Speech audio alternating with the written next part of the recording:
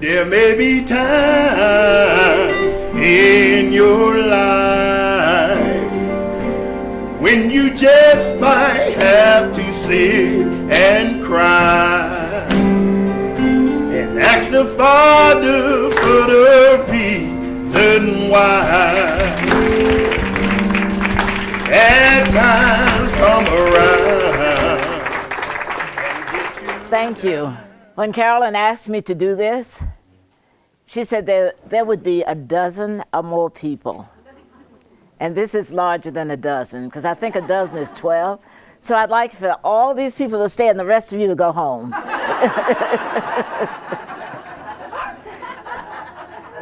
Thank you so much for coming. This tells me something about Saluda, and it tells me something about the times that we're living in right now.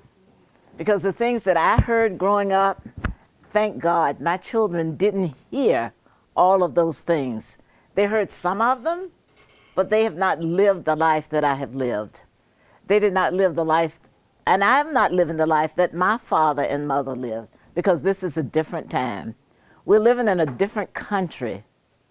And right now, we're really living in a different country. Enough said about that. We won't get political at all.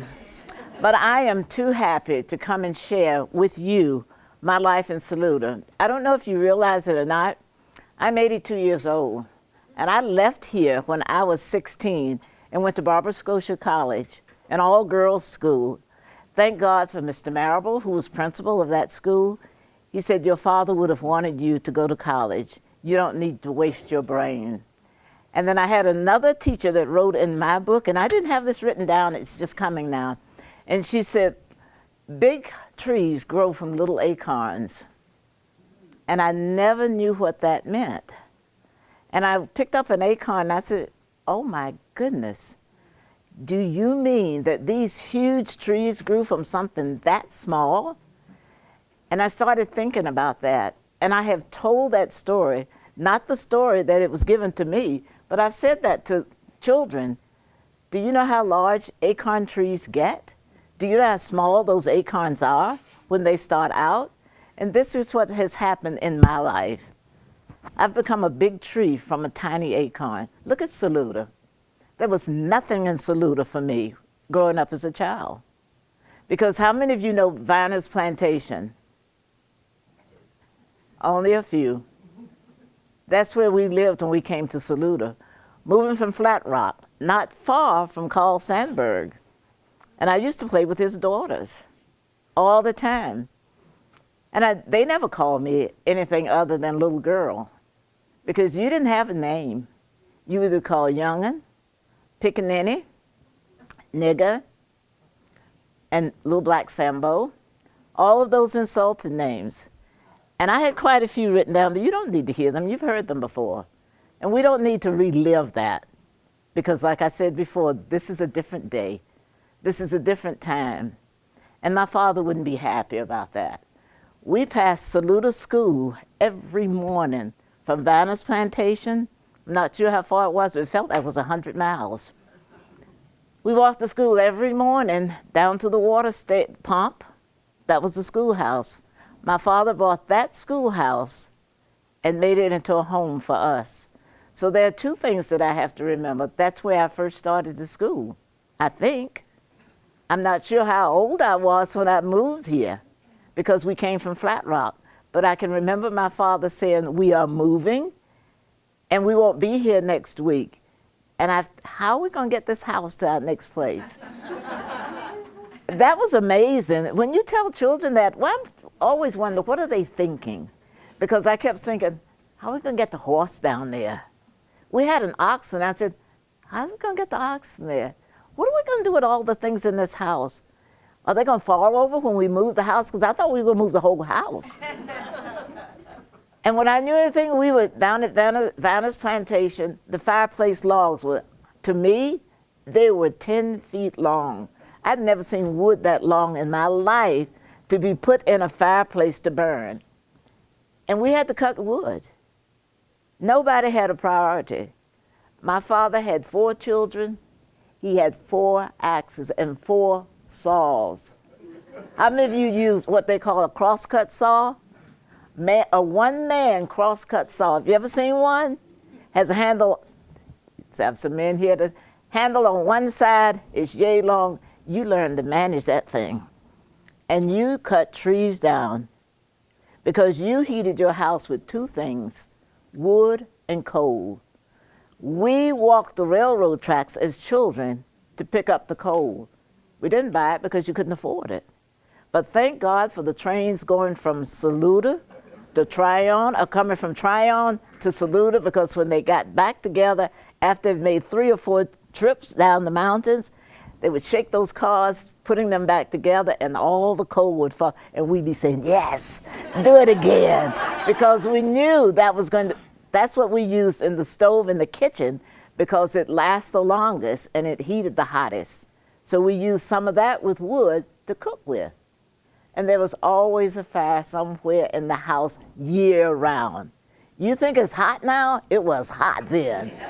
Your houses were warm, and we didn't have all this nice air conditioning. I told someone not too long ago, I said, we didn't have an indoor toilet, now I got 3. Seriously, think about that. Think about that, and think about what a blessing it is. And we take it for granted. I take no day for granted. We had a horse and a buggy that I watched my father make. A horse and a buggy. So that means we didn't have a car, now I got 2. What are we talking about? We're talking about blessings. Lived in a room, there were 4 bedrooms, no air conditioning, no central heat. Now I have both. No, so do we count our blessings or do we throw them away? Yeah, we count our blessings. We don't throw them away. We don't take anything for granted because we didn't have all this before. I didn't. Think about living in Saluda. Not 1 outdoor toilet, but 2. 1 for the boys, 1 for the girls. Why? It was a schoolhouse. So what happened to one of the nice outdoor toilets? I give you 100 guesses and you'd never be able to guess. They needed a toilet for Roper Mountain Science Center in Greenville. I told the guy that was running it, because I had no children on Fridays, I said, I'll take you to get a nice outdoor toilet. So where did I bring him? Saluda. Had 2 of them sitting there, and one was caving in, the other was sitting on the hill. I said, take the one you want. He said, what happened to that one? I said, well, it hadn't been used in years. He said, so how is this one so nice? We cleaned it up and made a meat house out of it. So it was sitting on top of the hill. It had fire in it every day, but the fire didn't burn, it smoked. It was a smokehouse for us. So I don't know if you got mama's butter or not, but the butter was in the creek. Watermelons were in the creek. So what kind of house do you put in a creek? The spring house. Good for you. Daddy built the spring house. That was our refrigerator. Now I got a side by side. You know, think about this. I think about this and I tell my children all these things. I say, you're lucky. I say, you got water, you have to just turn the water faucet off and on. All of us do, don't we? Yeah, I had to get water from the spring, which was way up the hill from where we lived, and pray to God that it wouldn't freeze. Pray to God that it wouldn't freeze, because you got to break the ice, you got to go up there and wait for the spring to drizzle now to fill up 4 water buckets. 4 water buckets, 2 and 3 times a day. What do you do when you wash? You got 20 water buckets. Because how many of you washed outside the wash pot? Water boiling, 4 tin tubs that you wash in. And guess what we did? Washed for you, ironed for you. That's what my mother did, because she didn't work outside the house. Washed and ironed sheets. And to wash and iron and hang clothes on the line, that was an art project. Because everything had to be hung just so. Nothing longer than the other thing. All the dish towels washed in 1 tub by themselves, and you put all your clothes in the washing machine together now. No, I don't, till this day.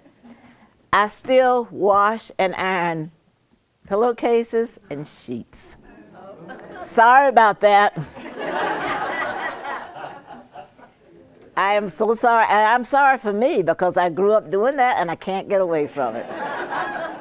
Have the most gorgeous table in my house, but guess what's over it? A tablecloth, you're right. Sorry about that. Those are the things we grew up with. Those are the things I grew up with.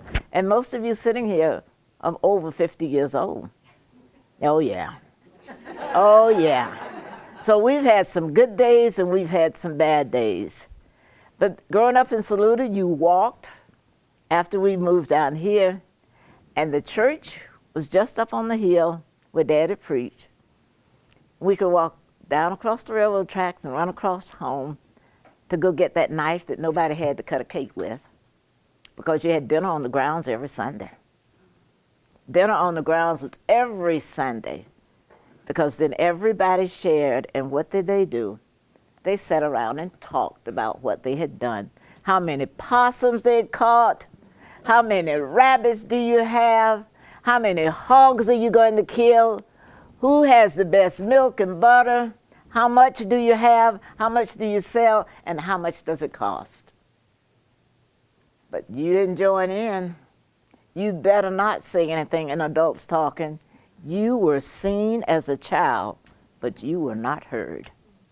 When it was your time to talk, then you had all the time in this world. You did not interfere with adults talking, and you did not join or chime in on their conversations. And you learned to do that very politely. Because on Tuesdays, there was always the sewing bee. Because Wednesday was prayer meeting night. That was like church day again. When it was prayer meeting night, it was prayer meeting night. You know, all the good old songs?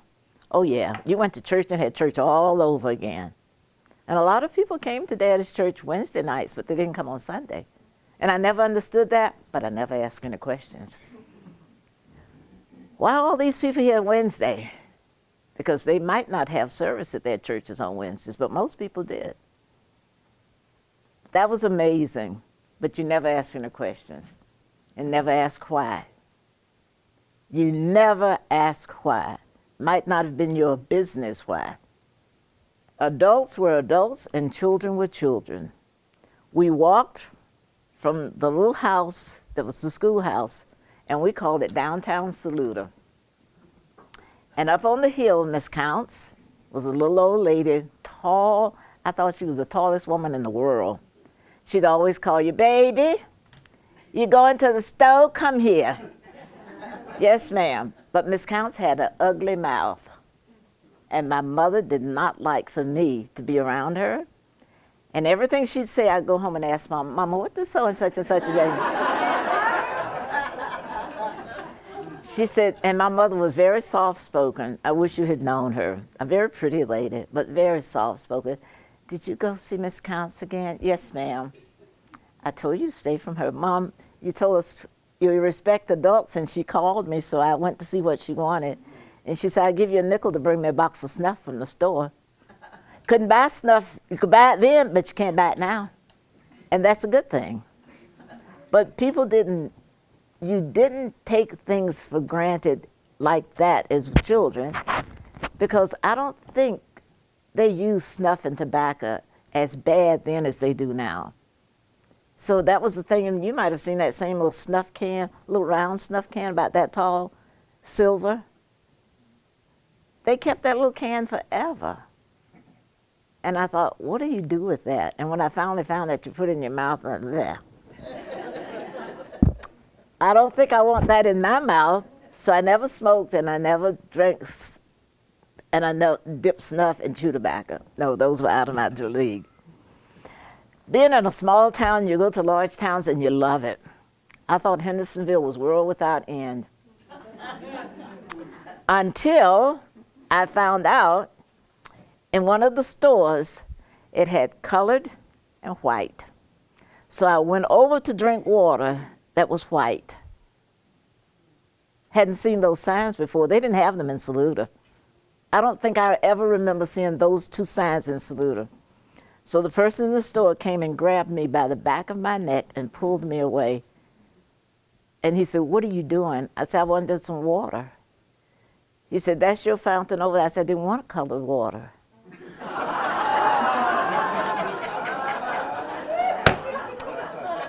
Were you that dumb? My brothers asked me. I said, but it said colored, and I didn't want colored water. He said, that's you, sis.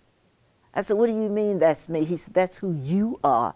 You're colored. You can't drink the water out of that other fountain. I said, does it look the same? Oh, please, let's go home. We missed the bus. We were going to school in Hendersonville. We missed the bus.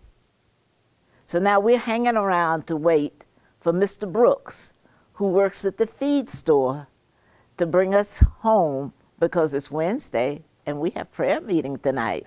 So we got a ride. I bet you we didn't miss that bus anymore. No, we didn't hang out in the stores anymore because that's the first thing my brothers told Daddy when we got home. We went in the store. What were you doing in there? We just went to look. Stay out of the stores. You're not supposed to be in there. It's not your place. It's not your place. I didn't like Hendersonville anymore. But we had to go to school there because my dad had a choice. You either go to Tryon to school, and what do you call those curves? Now they have names for them. We call it the buzzard curve because there was one like a horseshoe. Now they call them switchbacks. You heard that before? Yeah. Oh, yeah. You have some switchbacks coming here on Mountain Page Road. Some nice switchbacks. But we didn't know that. But I bet you we didn't miss a bus anymore. Well, we did. We went to the fair. Colored Children Day. Nigger Day at the fair. So they had all the children there that came from the colored schools. But you didn't get to ride and do but certain things. You didn't do everything because that was closed off. You could do a few things. So we had to walk from the fair back to East Flat Rock. You know where the school is in Flat Rock? We were way back down in the woods someplace, and we got back to that, and we found that the bus again has gone. So what's running through Flat Rock? Train. So the train is coming. 4 children, 1 little girl, and what do? We become hobos. And we get on the train, and I'm the last one to get on because I'm the smallest one. And my brother said, you got to grab my hand, and this is going too fast. And I'm running to make sure, and I thought if I fall down, the train is gonna run over me and kill me. So I made it on the train, but I was hurting, and I was crying. So we were in this boxcar that's open. My dad had known that then, he would have killed all 4 of us with our eyes open. So we get off the train before you get to the line that says Henderson County, because there's a road there. I'm the last one off the train. And I don't jump like they tell me to jump, I just fall out. And I'm rolling down the hill, and there's some water down there in a little ditch, and I know I'm gonna drown in this water if I fall in it. So we get home, and Daddy said, how'd you get home?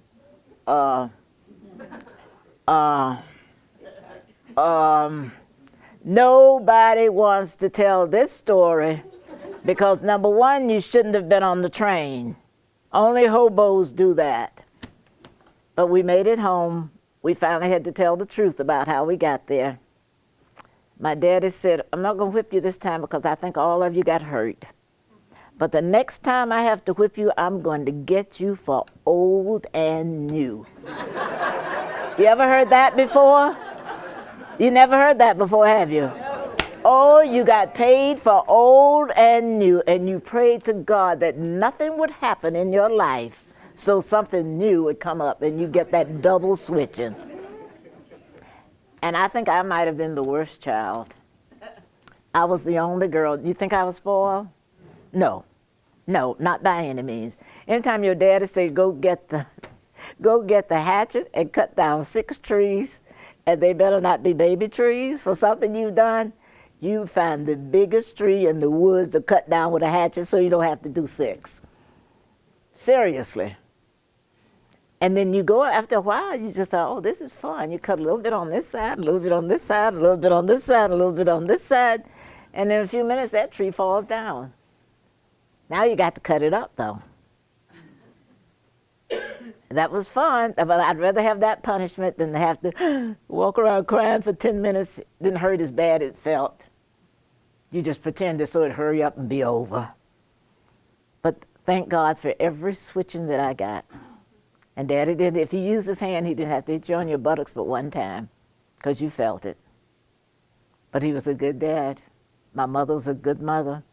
And we did what we were told. We did as we were told to do. Because when Daddy died, there was 3 teenagers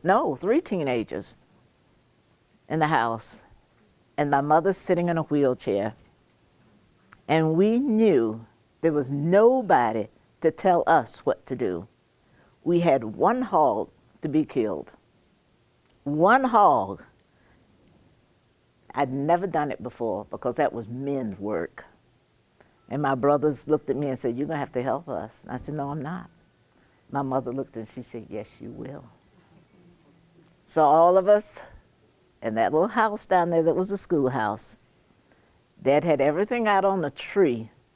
You men know about this, how you have to get that hog up, tie him up just right so it doesn't fall, and cut him down the center and open him up and let everything fall out. All that fall out, you pull it out. What a job for children to do. We killed that hog. The meat didn't spoil. We made the fire and we cleaned all the chitlins, and we ate all the chitlins. We ate everything on that hog that year from the rooter to the tooter. Seriously, there was nothing left. You talking about making hog head cheese? You talking about making sauce meat? And Mama was sitting in a wheelchair and giving instructions. We canned more string beans that year. We canned more apples and peaches and applesauce. We canned eggs because we had chickens. How many of you know how to can eggs? Not a single one of you. You put them in alum water and you turn the small point down. You let the water get cold and you seal them. That egg is as fresh this month as it would have been last month.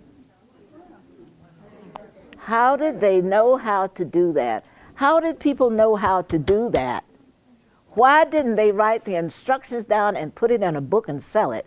Because they knew we would not live that kind of life the rest of our lives. Nobody knows how to do that now. Nobody cans anymore unless you live in the mountains. Nobody knows to go in the woods and get the honey, carry a sheet with you so the bees don't bite you. They didn't sting, they bit. Nobody do that anymore. You go to the store and the honey's already in the nice jar. You buy it and you take it home. Everything that we ate came off the land. Those were not strawberries like you go to Beechwood and pick. They were not those big strawberries. They were wild strawberries. But we had them, we canned them. We had wild blackberries, huge blackberries. I've never made so much jelly in my life. And you didn't use a lot of sugar. They cooked them down until they made their own sugar. Isn't that amazing? Isn't that amazing? And we canned all of that. And we didn't go to the store to buy it. We walked downtown with the corn on our backs. We walked back with the grits and the cornmeal in our hands. How'd you do that? Was it Mr. Clifford? Somebody right beside, who knows, had a little grinding stones that they ground up all the corn for that made grits. And he had another one that he used to make flour. So what everybody's calling cream of wheat now, it's just grits ground up a little bit finer. Just grind that a little bit longer, please. But look at the things that have happened. Look at the groceries that we buy in the stores now. And look how fat we all get. Nobody was there. I don't remember seeing any big fat people except Miss Sophie in Saluda when I was growing up. Seriously. Because you walked everywhere you went, and you ate off the land, and you didn't have to worry about all the things that they put in your food that's put in there now. So that made a difference. And believe it or not, we were happy in Saluda because we didn't know anything else. We didn't know any other people. When Daddy died in October, Mama took us aside around the table, and she said, Santa Claus isn't coming this year. Guess who at 15 years old? Santa Claus isn't coming? How old are you? I thought Santa Claus was going to come the rest of my life. I almost died. I cried for days. My brother said, what's wrong with you? But let me tell you something. Santa Claus came. It snowed and snowed. I bet we had 3 feet of snow. It felt like that to me, but it was only about 7 or 8 inches. And Santa Claus came. There was a wagon sitting on our front porch with gifts in it for all of us. Who did that? Do you know? Somebody has to know who did that. I came back to Saluda as an adult and walked into Ward's store and told him this. And I said, who did that? He said, I don't know. I looked at Miss Lola. I said, you know this about this, don't you? She said, no, Pearlie Mae, I don't know a thing about it. I said, somebody's telling me a fib. We got Christmas. Santa Claus came. My mother got a dress. We got a box with each one, a shoebox with each one of our names on it. Each shoebox had some nuts. It had some old flattened out grapes. It was so good. Oh my goodness. We had candy, and we all got sticks of candy. And we used to get 2 sticks, and this year we got a whole box of sticks of candy. Who was that Santa Claus? I got a dress with a hat that matched. My brothers got pants and gloves. Who was that Santa Claus? I've never forgotten it, but nobody can tell me who did that. Now, is there a Santa Claus? At 82 years old, there is a Santa Claus. Santa Claus came that year, and Mama wasn't there to see about it, because Mama sat there crying. She said, who did that? Oh, the Paces did that. We'll go down to M.A. Pace store. Eunice didn't know a thing about it. Paul Pace, you remember Paul Pace? You remember Paul Pace? Big Paul Pace? I don't know what happened. Go home and stop worrying about it. Did he do that? But you talk about some grateful children. You talk about a happy child. I was a happy child because we did not think Santa Claus was coming. But Santa Claus came. And there were a lot of other things that happened that we didn't know how it happened, because we got a big pile of coal. Who brought that coal to our house? Who do you think? Who do you write the thank you note to say, thank you so much for the coal? Till this day, I don't know. But we got it. Somebody left a block of ice one summer on our back steps. Hadn't melted much. You should have seen us putting that ice in the ice box. And it only cost maybe 10 or 15 cents, but 15 cents was a lot of money when the light bill was $2. When the light bill was $2. And now the light bill is $210. Think about it. Where's your gratitude? Where's your faith? Where are your thank yous? Where is your love for one another? It was spoken from the heart, but not from the mouth often. That's why when I hear the word nigger now, I just look at the person and walk on. It doesn't bother me anymore. The skin has gotten tough because the life has been good. The people have been good. And I come back to Saluda and I think, wow, just think I grew up here. Look at this little town. I have a friend in Greenville, not the ones that's sitting here now, and told me, we bought a house in Saluda. I said, don't you go up there and buy anything else. I said, because you keep me from being able to afford to go to Saluda. Don't go up there anymore. Stay at home. Change your backyard so it'll look like the mountains. What a great place to have lived as a child. It makes you appreciate people. It makes you appreciate life. And it makes you appreciate your family, where you came from. Because all of these people in Saluda that are still living when I come to Saluda, they know who I am. They call me by name, and they say, I'm glad to see you. And I believe them. I literally believe them.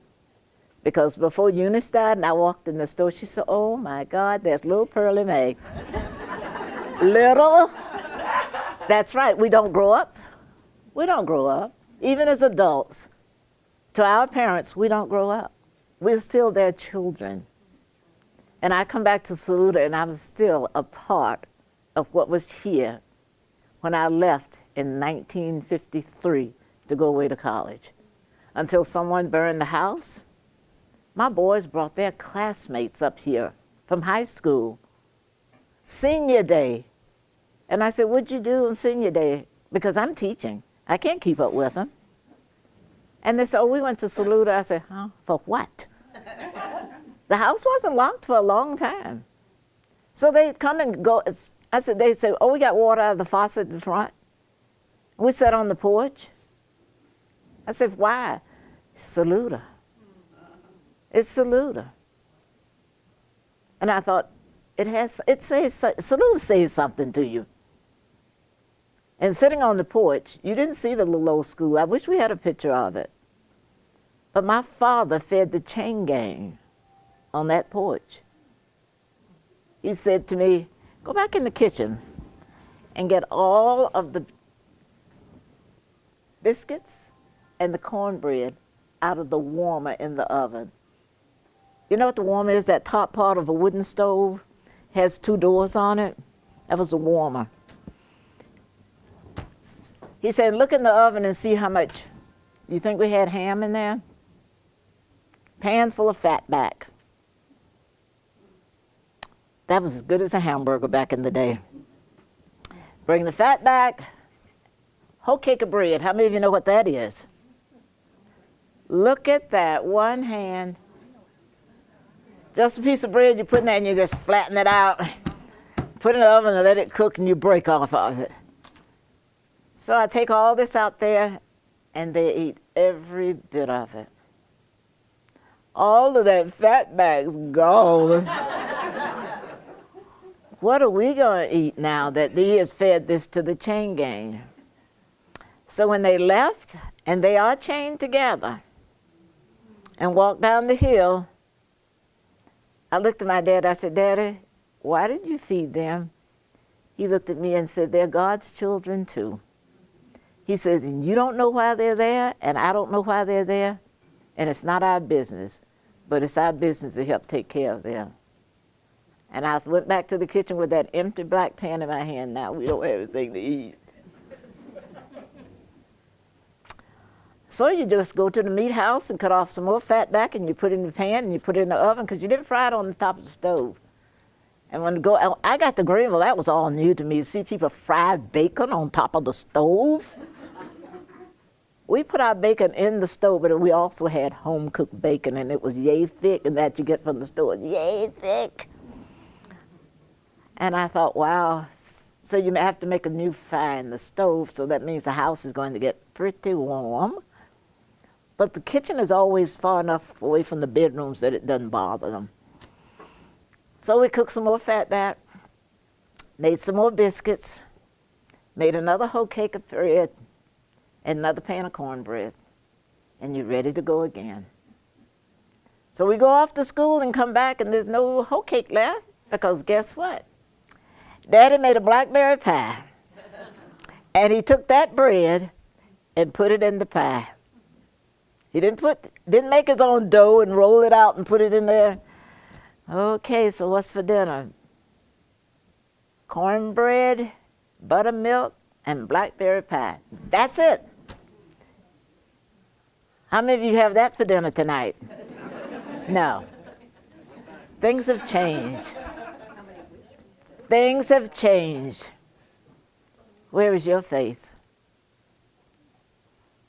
Where is your gratitude? Where is your thankfulness? And we're all here thankful for all of the things that have happened to us during all these times in our lives. And we can't change it. So we have to be grateful for it. Because for each one of those things that have happened in our lives, it has made a difference. it made each one of us a better person. Because if we continue living in the past, we'll never make it to the future. If we carry all that baggage, we will not live the life that we're supposed to live. So let's pack the bags, put them aside, and look at each other as sisters and brothers, regardless of the color of our skin. Don't judge me by my hair. Don't judge me by my looks. Judge me by what's in my heart. Judge me by my character. Judge me by the things that I've done since I've been in this world. What do you have that you're going to leave behind and say, that was a good person, I knew her. He was a good person, I knew him. And that's why Saluda has brought me back. The Paces were good to us. Which ones? I don't know. They were the Paces. The Wards, I was never able to separate the Wards from the Thompsons. Seriously, because they were there together. And I thought, oh, well, now who owned the store? Because Miss Lola was always there, and her name was Thompson. Wasn't it Lola Thompson? So who were the Wards? She married Ward. Oh, so that's how it happened. See? Here all these years, and I didn't know that. Oh, my goodness. But they were always nice. And I think I took them for granted.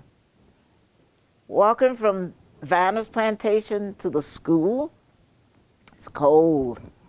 So we stopped in the mornings and the afternoons to get warm. And Miss Ward, Miss Lola, allowed us to. The stove was up front, so we stopped. Here's this pretty little jar, big jar. Had nabs in it. How many of you know what nabs are? And those crackers we buy them in long packs now, with 6 or 8 in a pack. Then they were just a little round pack with 4 in there. Jar didn't have a price on it. It didn't say it was for sale. And the lid was off. So I reached in, got 3 packs of crackers and passed them out. And we all ate them, standing at Miss Lola's heat. Oh my gosh, I just stole 4 packs of crackers. Right in her eyesight, I didn't hide them. I passed them out. Trophies. We never had this before. Isn't this nice? So Miss Lola walks up to me and hands me a note, folded up. And she said, Pearlie Mae. I said, yes, ma'am. She said, give this to your daddy when you get home. I wish I had read it. I might not be here today, but I wish I had read it. I stole 4 packs of crackers at 5 cents a pack. That's 20 cents. That's 20 cents. So now where is that 20 cents coming from? I don't know. But now I'm a thief. And I looked at my brothers, I said, you ate them. He said, you gave them to us. I'm not the king in charge here. But I must have been, because we all ate them. My daddy looked at him, and the fear of God was in his eyes. I just knew that note had something to do with me. I was hoping it was good, but it wasn't. It wasn't at all. My daddy said, so you had crackers? I said, yes, sir. Happy as a pig in mud. They were good. They had peanut butter in them. Oh, they did they? Yes, sir. You know you stole those crackers? No, sir. She saw me give them out. You were stealing. You pay for them? No, sir. So you owe her 20 cents for those crackers. How you going to pay her? I looked at my brothers. I said, you going to help me? I said, no. My daddy walked away, and then he came back. I thought he walked away to go outside to break a tree to kill me with. He said, I'm going to let you figure this one out for the next couple of days, because you got to pass that store every time you go back and forth to school, unless you walk on the railroad tracks. And that's where we walk sometimes to keep the kids in town from calling us ugly names. So I don't know what to do. I don't know what to say. And my mother said, "You've hurt me to my heart." I said, "I didn't mean to steal. I didn't know I was stealing them. I thought they were there for anybody to take. They were there." And she said, "No, you stole them." So, walking to school one morning, we decided we're not going to walk the railroad tracks. We're going to walk through downtown, and the cars were parked. A couple of cars were parked. And somebody had dropped a quarter, a dime, a penny, and a nickel. And I'd look to see if anybody, if I pick this up, am I stealing it? And I showed it to my brothers, and they said, "You better run in that store and pay Miss Ward with that quarter." And then we bought a nickel's worth of candy. So now I got a dime, a penny, and a nickel left over, and I put it in my pocket. I keep feeling to make sure it's still there, because I'm in school all day with it. But we don't take the candy inside the school, because all the other kids will want some. So we dig us a little hole, put the little bag of candy. You could get a lot of candy for a nickel back in the day. Everything came in 2s and 4s. You got 4 packs of Kit Kats for a penny. So you get anything you get 4 of for a penny, you get a bag full of candy. So we each ate some, and we made a little, hid the candy, came down the steps after school, scraped over, found the candy, carried it home. We all had backpacks or book bags. We had book bags, and they were all homemade burlap bag. So I got home, and first thing my brother said, "Daddy, Pearl found the money." So Miss Lola wrote a note to Daddy again and said that I had paid for that. He said, "Where'd you get that money?" And my brother told her she found a quarter, a nickel, and a dime. He said, "So what'd you do with the rest of it?" Not good. We bought a bag of candy. You didn't lie to your dad, and you definitely didn't lie to your mother. So we bought a bag of candy. Where's the candy? Put it out so Daddy could see what was left of it, because we ate candy. You know, you got candy once a year, Christmas time. So he said, "Where's the rest of the money?" I felt in my pocket. I pulled it out, handed it to him. He took it. He said, "Thank you for paying Miss Ward, but don't you ever do that again." Lesson learned. But 16 cents, gone. Daddy got it. Gone. Was money that hard that back then? Sure it was. Sure it was. If you made $1 a week, and that's what my father made. My father would go preaching, Mill Springs, and he'd come back, and the people would pay him for coming with the same things we had at home. Sweet potatoes, we got sweet potatoes. Peanuts, we got peanuts. Butter, we got a cow and butter. Oh my goodness. Then Daddy come home with 2 chickens. We got chickens that lay eggs. We got chickens that lay pretty eggs, blue eggs. You know those kind of little pullets I'm talking about? Now people think they got a trophy when they have those. They were just eggs to us. We didn't know why they came in colors. It's like bird eggs, blue, green. But we had chickens that laid pretty eggs. And we didn't sell them. We didn't sell the eggs. We ate the eggs. But think about it. All those things that happened right here in Saluda. Never went to jail. Never had anybody say anything ugly after you went back in their store for taking their crackers. Thank you, Miss Lola. And Daddy owed Mr. Pace, Paul Pace, money, and I worked for the Ogdens. God rest Mr. and Ms. Ogden. And she waited 2 or 3 weeks or something to pay me, and then she had paid me. I carried all this money home in bills. Never had this much money in my hand in my life. And I showed it to Daddy. So what do? Go straight off to see Ms. Ogden. Where did she get this money? I gave it to her. She deserved it. Do you know what she do when she's here? My daddy says, "No, ma'am." Hat behind his back, money in his hand. Says She washes and she irons. She cooks and she takes care of the children. I was a young girl then. I don't even know how old I was, but I was little. Because to stand at the stove, I had to stand on one of the chairs. That's okay. That's fine, because I did that at home too. So, you got $30. Goodbye. Money gone. Daddy got to keep that too. School started. All the kids got new clothes on. So I go back and I said to Daddy, could I have some of that money I gave you this summer so I can buy a pair of new shoes? Set me down. The sweetest love on his knee. And he said, you live here? I said, yes, sir. He said, you're part of this family? I said, yes, sir. He says, you know, you've done well, and you will do well the rest of your life because you help us. He says, and I thank you for that. He said, you know, you made more money than I've made in a while. He says, and I thank you for that. He said, but you helped our family. Money gone. Did I get anything new from it? No. Am I still talking about it? Yeah, because it's a good story. And it's a true story. But I got a pair of shoes out of it.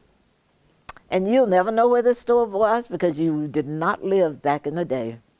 There was a store called the Depot Bargain House down near the train station in Hendersonville. And it was all during the time of the war. And they had used, like our thrift stores now, used and reused clothing. So now we're big shots. We go to school in Hendersonville with the children that have nice clothes and walk to school. And Daddy bought me a pair of shoes, and I'll never forget what they looked like. Little black shoes. And they were sewn up on the side. And I put them on, I thought I was a cool kitten. Went back to school with those shoes on, and when somebody said, hi, you got on used shoes, haven't you? They're not new. Bullying. Not accustomed to this. This is something new. Didn't say anything about it.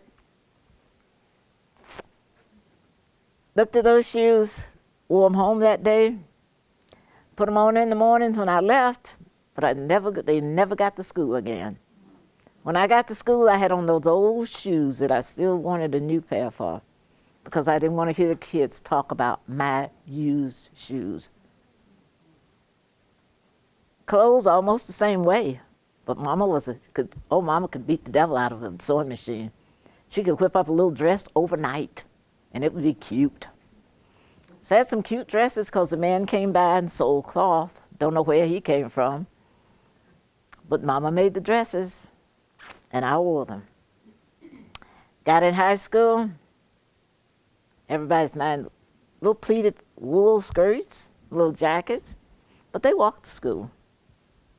I ride the bus. They go to Belks and JCPenney's or whatever have you.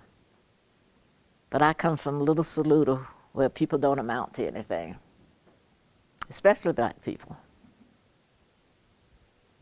So what do? You go to school and you do the best you can. Go to school 3 days a week. Because now Mama's not doing well. She's still in that wheelchair. That hadn't changed.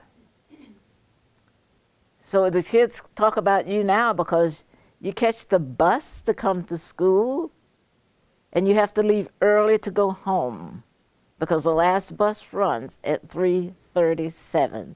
School is out in North Carolina at 3:30. So you leave early and you catch the bus to go home. So they talk about you doing that. Can't wait to get out of this school. They talk about how you look, the clothes you wear, the company you keep. Thank God for the principal. He says, if you think you're going to miss your bus, let me know and I'll take you home. Because I wanted to participate in some things at school. When you live in Saluda and you got 14 miles to go, you don't participate. You go home. Because you got a mom at home So I stay out of school on Mondays to wash and iron. Stay out on Fridays to clean up the house to get ready for the weekends. Truant officer coming to school misses me. So I get picked, only girl now, you must remember this. 3 boys and I'm the only girl. So the truant officer come and pick me up. And I'm crying like a fool, and I know, I must have been the ugliest child in the world to all that crying I did. Carried me in the school and I'm still crying. The principal looked at me and he said, "What's wrong with you?" I said, "My mother can't get any food. She can't get her wheelchair from the kitchen to get lunch. She can't go to the bathroom because she can't get on the pot by herself."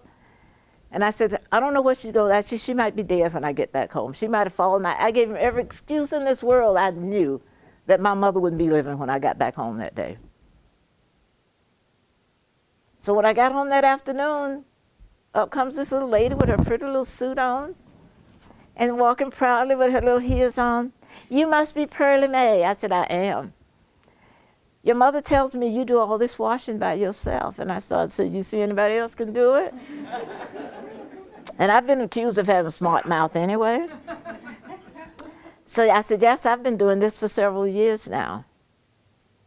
She said, "Well, we're going to take all your laundry down to Tryon, and we're going to take it today and we're going to bring it back." I said, "No, you can't take it today and bring it back Friday, because then we won't have any clothes to wear between now and Friday." My mother sat there and not said a word. She did not say a word. And she said, "We'll just wrap everything up into a sheet." My mother said, "No, you won't. Sheets go on the bed, not on your back." She said, "What are you talking about?" She said, "We don't wash our clothes like that."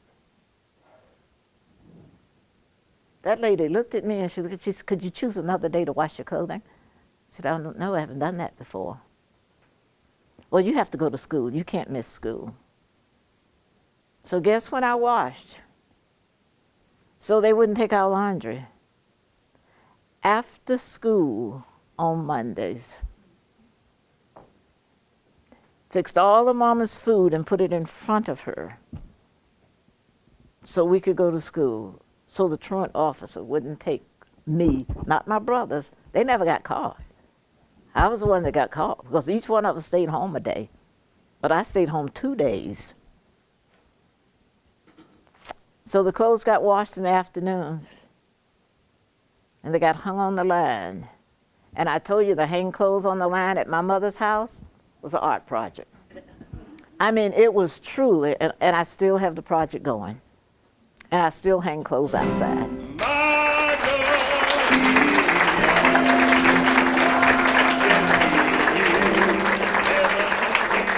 I just say thank you. Thank you for being here. Thank you for having the love of Saluda that you have. And stop all those strangers from coming here and buying houses that we can't afford anymore. Thank you again.